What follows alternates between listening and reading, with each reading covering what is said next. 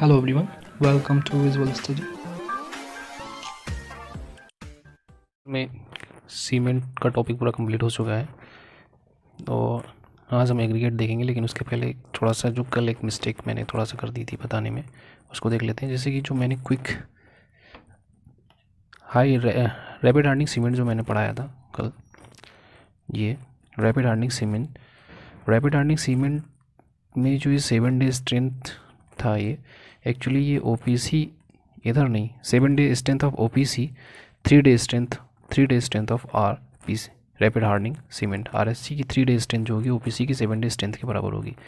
ये था, थोड़ा सा मिस्टेक हो गया था, इसको सही कर लीजिएगा। चलिए नेक्स्ट शुरू करते हैं। एग्रीगेट अगर देखा जाए तो बेसिकली एग्रीगेट दो तरह के होते हैं, fine aggregate and coarse aggregate. पहला फाइन एग्रीगेट, दूसरा इज़ अ कोर्स एग्रीगेट। इसको जनरली साइज़ के बेसिस पे क्लासीफाई करते हैं। फाइन एग्रीगेट का मतलब अगर साइज़ हमारा 4.75 mm से कम है तो उसको फाइन एग्रीगेट बोल देंगे। कोर्स के केस में क्या है, 4.75 mm से तो बड़ा है बट 75 mm से छोटा है तो उसको कोर्स एग्रीगेट बोल देंगे। कुछ एग्रीगेट इसमें पढ़ेंगे जो 75 mm से बोलते हैं, उनको डिफरेंट टर्म से हम जानते हैं, अभी उसको देखते हैं।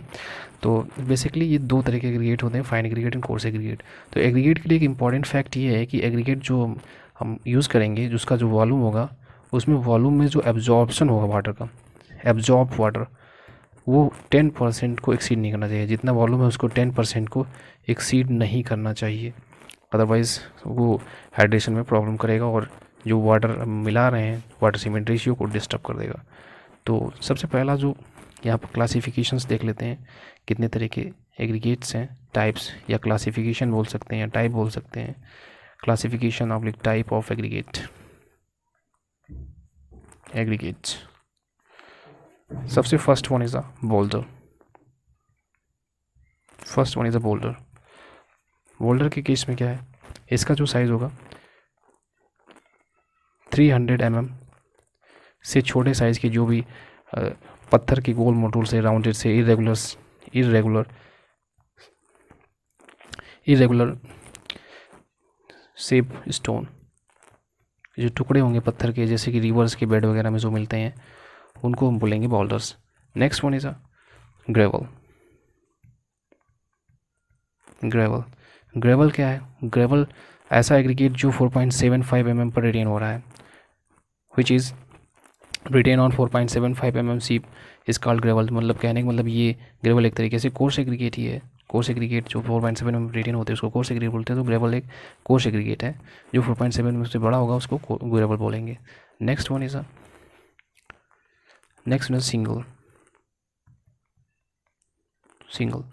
सिंगल की इसमें कोई साइज़ का स्पेसिफिकेशन नहीं है, साइज़ का कोई स्पेशल स्पेसिफिकेशन नहीं है, but between boulder and gravel के बीच में जो साइज़ आएगा उसको हम सिंगल के नाम से जान जाते हैं। तो इसमें जो बीच के साइजेस होंगे, जैसे कि जो मिड में आ रहे हैं, उनको हम ग्रेवल और बोल्डर के बीच में जो आ रहे हैं उनको सिंगल के नाम से जानते हैं। Next one is stone blast. Stone blast क्या है, इसकी जो साइज़ होता है, साइज़ रेंज जो होती है इसकी, स्टोन ब्लास्ट की साइज 75 mm से छोटा होगा बट 6 mm से बड़ा होगा stone blast. This is the made of the igneous rock के इरेगुलर स्टोन्स होते हैं, इरेगुलर, जैसे कि बोल्डर रिवर बेड में पाए जाते थे, स्टोन ब्लास्ट से irregular stones of stone blast इसमें होगा। And next one, fifth one is a brick blast. Stone से जो मिल रहे थे उनको स्टोन ब्लास्ट बोल दिया, इग्नियस रॉक से।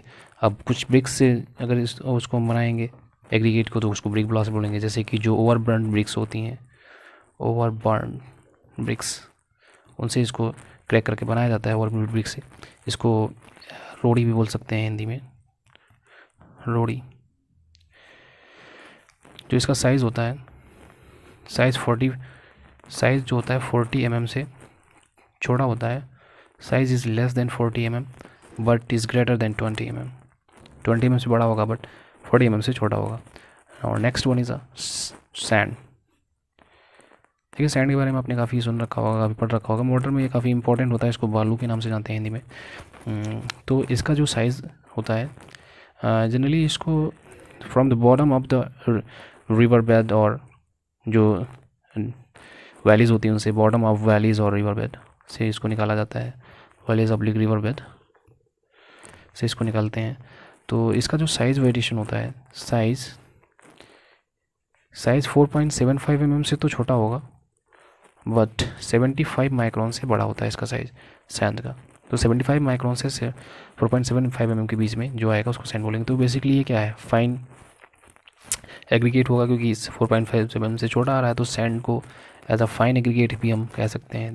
This is the type of the fine aggregate. Now next one is a silt.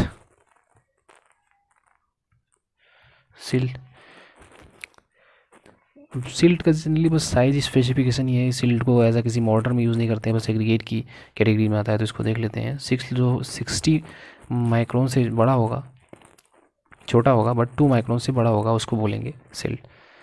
तो इसको अगर mm में करना चाहेंगे तो 0.002 mm से लेके 0.06 mm के बीच में जो साइज़ होगा उसको बोलेंगे। और कुछ साइजेस होंगे जो 0.2 mm से भी छोटे होंगे। Less than this size is known as the clay, जो कि हमारे किसी काम का नहीं है, क्ले। तो ये सिल्ट हो गया। उसके बाद नेक्स्ट आता है, next one is 8 blast furnace slag.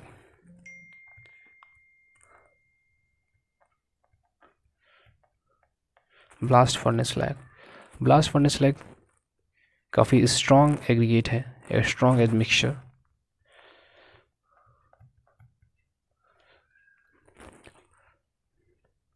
Aggregate इसको मोटर में मिला देते हैं तो थोड़ा सा अच्छी स्ट्रेंथ देता है, स्ट्रॉन्ग एग्रीगेट है इस वजह से। Now next one is the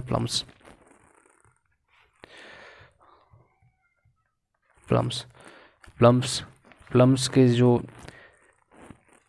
irregular stones जो होंगे, इरेगुलर स्टोन्स जिनका साइज़ 160 mm से बड़ा होगा, उनको हम बोलेंगे प्लम्स। तो ये बेसिक क्लासिफिकेशन हो गया। अब जैसे कि हमने शुरुआत में देखा था, ये फाइन और कोर्स एग्रीगेट की जैसी बात की थी, तो फाइन एंड कोर्स एग्रीगेट में जो जैसे कि हमने देखा कि 4.7 mm से जो पास हो जा रहा है वो फाइन एग्रीगेट है। 4.7 mm से पास नहीं हो रहा है, सॉरी, जो 4.7 mm पे रिटेन हो जा रहा है वो फाइन एग्रीगेट है। 4.7 mm से जो पास हो जा रहा है बट 75 mm पे रिटेन हो जा रहा है वो कोर्स एग्रीगेट है। तो कुछ अमाउंट होता है, कुछ परसेंटेज होता है। कैसे पता करेंगे? मान लो हमने 100 ग्राम्स मटेरियल लिया तो 100 ग्राम से 10 ग्राम पास हो गया 4.75 mm से, तो क्या उसको हम कोर्स बोल देंगे? ऐसा नहीं है। तो उसके लिए 90% मटेरियल इस कंडीशन को फॉलो करना चाहिए। मतलब 90% मटेरियल 4.75 mm से पास करेगा, 75 पर रिटेन करेगा, तभी उसको बोलेंगे हम कोर्स एग्रीगेट, अदरवाइज़ वो फाइन एग्रीगेट में आएगा। तो यहाँ पर अगर रिटेन हो रहा है तो 90% से ज़्यादा मटेरियल रिटेन होना चाहिए, तभी उसको हम बोलेंगे कोर्स एग्रीगेट। ठीक है, तो ये हो गया। तो जनरली अगर स्पेसिफिक ग्रेविटी की बात करेंगे, कभी कभी एग्ज़ाम में ये क्वेश्चन आया हुआ है, इसलिए इसको थोड़ा सा देख लेते हैं। स्पेसिफिक ग्रेविटी जो एग्रीगेट्स की होती है, स्पेसिफिक ग्रेविटी 2.6 से लेकर 2.9 के बीच में वेरी करती है स्टोन्स की स्पेसिफिक ग्रेविटी। और इसमें वाटर एब्जॉर्प्शन की जैसे कि हमने बात की थी, तो वाटर एब्जॉर्प्शन की अगर कंडीशंस लेंगे तो इसमें जैसे कि 3 तरीके के एग्रीगेट होते हैं। एक होता है बोन ड्राई, एक होता है एयर ड्राई एंड एक होता है सैचुरेटेड। बोन ड्राई एग्रीगेट है तो उसमें 24 आवर्स में जितना वाटर एब्जॉर्ब कर रहा है वो वाटर हम एक्स्ट्रा ऐड करेंगे मोटर बनाने के टाइम। अगर एयर ड्राई एग्रीगेट है तो 10 to 15 मिनट्स में जितना वाटर एब्जॉर्ब कर रहा है वो वाटर एक्स्ट्रा ऐड करेंगे। अगर सैचुरेटेड है तो इसमें कोई एक्स्ट्रा वाटर ऐड करने की ज़रूरत नहीं है। तो इस हिसाब से ये कुछ एग्रीगेट के टाइप्स हो गए। इसको अगर मेन एग्रीगेट से में क्लासीफाई करेंगे तो कंक्रीट मोटर बनाने के लिए जनरली जो यूज़ करते हैं aggregate as a coarse aggregate हम लोग यूज़ करते हैं स्टोन ब्लास्ट को. Stone blast is use as a coarse aggregate. This one is the use as a coarse aggregate and sand is use as a fine aggregate. तो इसके कुछ important specifications हैं वो थोड़ा सा देख लेते हैं क्या है, क्योंकि ये ही ज़्यादा यूज़ होते हैं. तो इसमें जैसे स्टोन ब्लास्ट है, तो स्टोन ब्लास्ट है आपका, तो ये जो 65 mm साइज़ होगा, 65 mm साइज़ मास कंक्रीट वर्क के लिए यूज़ होता है. 40 mm साइज़ फाउंडेशन, फ्लोरिंग और रोड्स के लिए यूज़ करते हैं. 20 mm साइज़ को स्लैब, कॉलम, लिंटल, बीम्स, इन सब चीज़ों के लिए यूज़ करते हैं. इसमें आप 20 mm को आप as a concrete, normal concrete, cement concrete use कर सकते हैं, एज आ रेनफोर्स कंक्रीट भी यूज़ कर सकते हैं. और बाकी अदर साइज़ में आपको जाना पड़ेगा. एंड 12 mm जो है ये पतली स्लैब्स जो होती हैं, जैसे कि किचन का पटिया हो गया, ऐसे कुछ लो लोड कंडीशंस के लिए आप 12 mm के एग्रीगेट भी यूज़ कर सकते हैं. इसी तरीके से सैंड की स्पेसिफिकेशन देखेंगे तो सैंड क्या है. सबसे पहले चीज़ तो सैंड कोहेशनलेस होता है. इसमें कोई भी सी की वैल्यू जो होती है वो 0 होती है, कोहेसिवनेस नहीं होती है जो कि जैसा कि क्ले में होती है. दूसरा इसमें सिलिका पार्टिकल्स होते हैं. तीसरा सैंड स्टोन जो होता है, बलुआ पत्थर, उसकी डिसइंटीग्रेशन से उसको ये सैंड बनता है. तो सैंड की क्लासिफिकेशन अगर देखा जाए साइज़ के हिसाब से तो 3 तरीके के हैं. पहला थिक सैंड, दूसरा मीडियम सैंड एंड तीसरा फाइन सैंड. थिक सैंड मतलब मोटा बालू, जैसे 0.6 mm से लेकर 2 mm के बीच में साइज़ होगा थिक सैंड में आएगा. 0.2 mm से लेकर 0.6 mm के बीच में साइज़ होगा मीडियम सैंड के बीच में आएगा. 0.6 mm से 0.2 mm के बीच में साइज़ होगा, दिस इज 0.2, वो आएगा फाइन सैंड में. एंड इसका जो फाइननेस मॉडुलस होता है, फाइननेस मॉडुलस 1.5 से 3.5 के बीच में ही होता है फाइन सैंड का. तो ये कुछ स्पेसिफिकेशन हो गई. इसी के साथ ही आप चाहते हैं कि जो भी एग्रीगेट आप लेके आएंगे उसमें कुछ ना कुछ, ज़रूरी नहीं सारी काम की चीज़ें होंगी, कुछ फालतू मटेरियल्स भी होंगे जो आपके लिए नुकसानदायक हैं, या मसाले के लिए नुकसानदायक, मॉडल के लिए नुकसानदायक. उसमें जैसे कुछ उसको बोलते हैं डेलीट्रियस मटेरियल. जो डेलीट्रियस मटेरियल क्या होते हैं, जैसे कि आयरन पायरी हो गया. डेलीट्रियस मटेरियल आयरन पायरी, कोयले के कुछ पार्टिकल्स कोयल्स हैं, क्ले पार्टिकल्स हैं, या एल्कलाइन या बेस मटेरियल्स हैं, ऑर्गेनिक कंपाउंड है, क्योंकि बाद में डिकम्पोज हो जाते हैं और वहाँ पर वाइट छोड़ देते हैं. तो ये एक तरीके से रेजिस्टेंस को लूज़ करता है और हार्मफुल है. तो ये कुछ इंपॉर्टेंट डेलीट्रियस मटेरियल हैं. वैसे इनका 5% से ज़्यादा होना ही हार्मफुल होता है. 5% तो आप इग्नोर इतना रिमूव नहीं कर सकते. कोई भी आइडियल कंडीशन किसी चीज़ के लिए अचीव कर पाना तो पॉसिबल नहीं होता है. तो 5% से ज़्यादा नहीं होना चाहिए.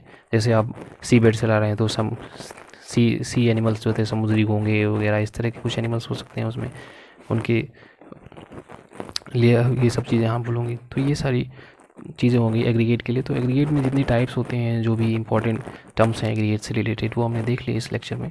तो एग्रीगेट यहाँ से ख़त्म होता है.